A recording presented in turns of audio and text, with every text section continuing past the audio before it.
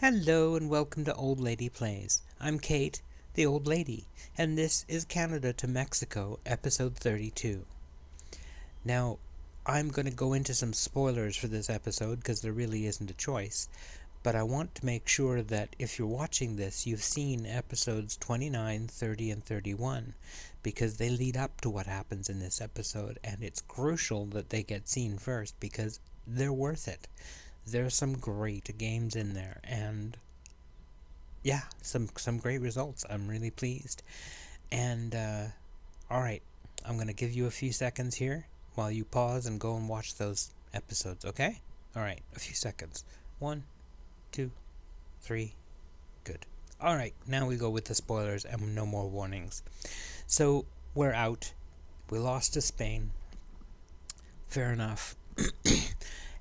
Carefully studying the what do you call it?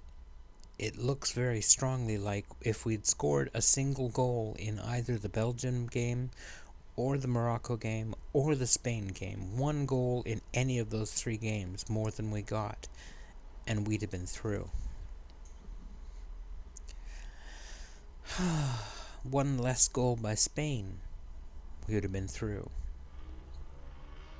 So that's life. One goal. We were one goal away from making the second round. I call that pretty darn good.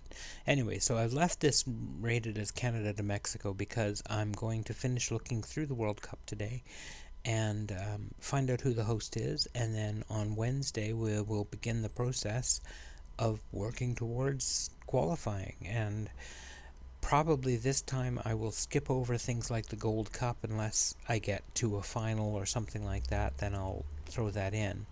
But otherwise, it's going to be straight on to World Cup qualification. So it will be several months. There will probably be some changes in the team. But first, let's look at this year's World Cup in 2026 in Mexico. So here are the groups. I don't think we looked at the whole draw, but here are the groups. Chile and Mexico go through from Group 1. Group A, I should say. South Africa and Australia left out. Not a huge surprise, I would say, in that group. France, Poland, Ivory Coast, and Costa Rica. I'm surprised to see Costa Rica getting thrashed so badly. 3 losses, 5 goals, 10 goals against. I mean, they gave us a rough ride. So that's interesting. They had a tough group. You saw our group, of course, Belgium and Spain going through. As you can see, Spain gets through basically because they scored they gave up 1 fewer goals. Because they beat us and because of the way the rules work, if we'd have scored 1 more goal, we'd have been on 5-5. We'd have had level on goal difference. We'd have scored more goals. We'd have gone through. So yeah, it was really that close. We have next Holland and Switzerland. I should change that to say Netherlands. It should really... Yeah, anyway. Holland, Switzerland, Uruguay, Ghana. A little bit surprising that Switzerland might get it through ahead of Uruguay and Ghana. That's a pretty tough group. Argentina and Norway. Excuse me, Norway sneaks through. Well done. Senegal and Japan, the 2 excluded. Brazil and Serbia get through from their group. Jamaica and Russia left out. Germany and England come through from the Paraguay, and South Korea don't. And wow, did they ever thump? My goodness, Germany 9 goals for and 1 against. They look strong. Italy and USA getting through against Iran, and Portugal finishing last behind Iran. That's something. How did they do? They lost to Italy and Iran. My goodness. Drew 2-2 with the US. And the US beat Italy 1-0. Wow. Wow. What a group. Alright, so we move on to the second round. I will be back with that in a moment. So just give me a minute. Second round. So, Poland beats Chile 1-0. Mexico 2-1 over France, so that's well done for them. Belgium from our group 1-0 over Switzerland after extra time. Spain 2-1 over Holland, 2-1. Not bad. That means that both teams from our group went through. I don't mind that too much. Argentina 2-0 over Serbia. Brazil 2-1 over Norway. Norway's brave run comes to an end. The US comes to an end at the hands of Germany 2-0. And England beats Italy after extra time 2-1. With goals, I should note, by one Harry Kane, 32 years old, still banging in the goals for England. He's got 3 in 2 appearances in this World Cup so far. Don't know why they're not playing him more. I didn't actually see, where was he playing? Was he still at Tottenham? Still at Tottenham. Yes, look at that. Goal after goal after goal. Hurrah! Anyway, I've gotten messed up in here. There we go. That'll do it for the second round. So as you can see, we have the quarterfinal will look like this. Poland versus Spain, Mexico v Belgium, Argentina versus England, and Brazil versus Germany. My goodness, there's a couple of corkers in there. Wow, there's going to be some good games in there, I hope. We'll come back with them. If any of them look exciting, we'll go in and have a look at them. So I'll be right back. Well, the quarterfinal was interesting, all right. Poland down 2-0 to Spain. Spain continuing to roll on their trip to the final. Mexico, the hosts, 1-0 over Belgium, so they're out to a North American team. Haha, so we got you twice in this competition, because we beat Belgium too. Argentina with Paulo Dybala scorching this one.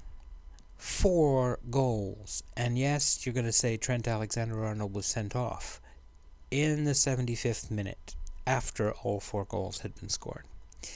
So yeah, they simply smoked England in this one, and that's just life. They finally did start Kane, and it didn't go well. So, yep. Oops. That's life. So England is out. Brazil over Germany. Another shocker, because Germany had been going so incredibly well so far. Having conceded, I think, only 1 goal before this game. So for Brazil to get that revenge from 2014, I'm sure feels pretty good.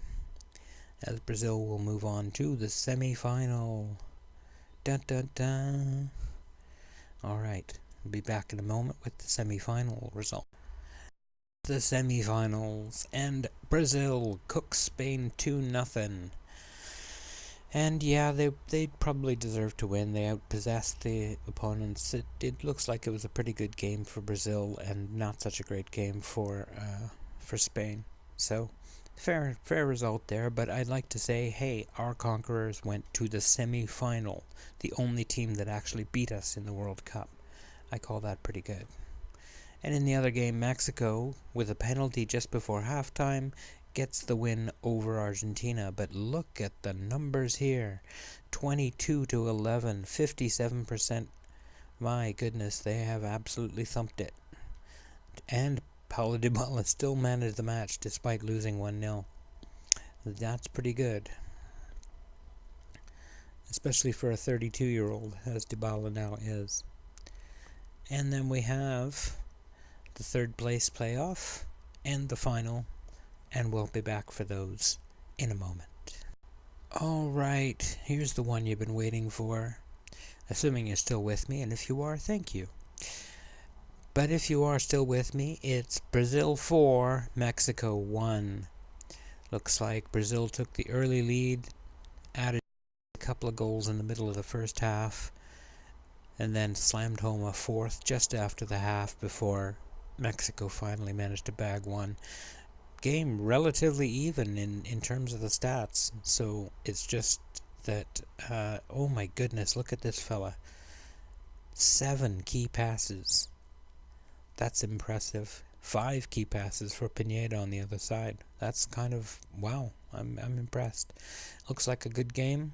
not from Mexico's point of view, but you just imagine what that must have been like at the Estadio Azteca.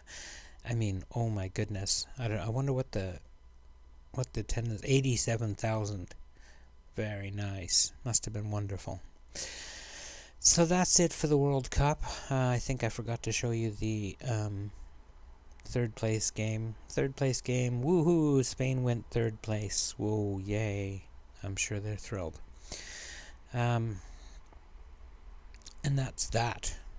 So, biggest overachievers, Mexico, a competition to remember. Well done. Well done. So, Brazil certainly, I think, deserved their win. They thoroughly smoked both Germany and Mexico in the semi-final and final. So, fair goes to them.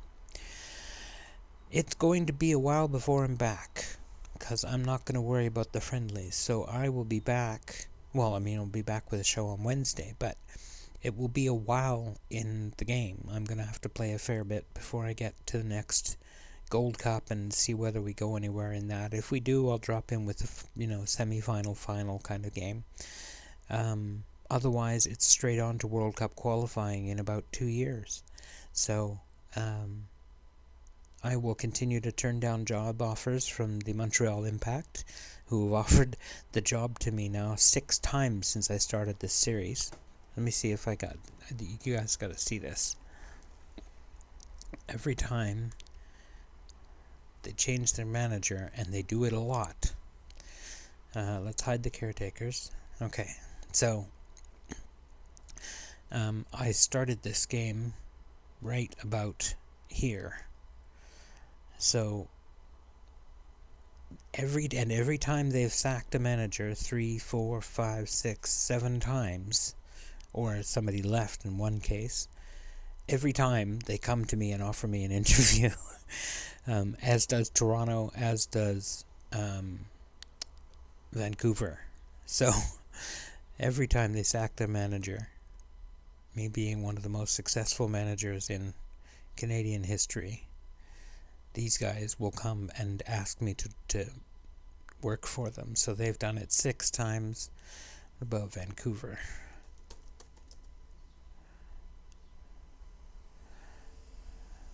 Managers. And they've done it a few times. Yeah, a couple of times there. So, yeah. Anyway, that's going to do it for this episode. A nice short one for you. We'll be back when there are games to play. So, we'll see you on Wednesday, and we'll see how far in the future we've had to have gone. I suspect that a lot of the players you're used to right now are not going to be with us. Given that they're 30 at this World Cup, they're going to be 34 for the next one, and I doubt they're going to be playing. So, say goodbye to a whole bunch of players, and say hello to a new bunch next episode. Drop a like if you've enjoyed yourself. Hit subscribe if you haven't already. Thank you very much for watching. I hope you're having a great day, and take care.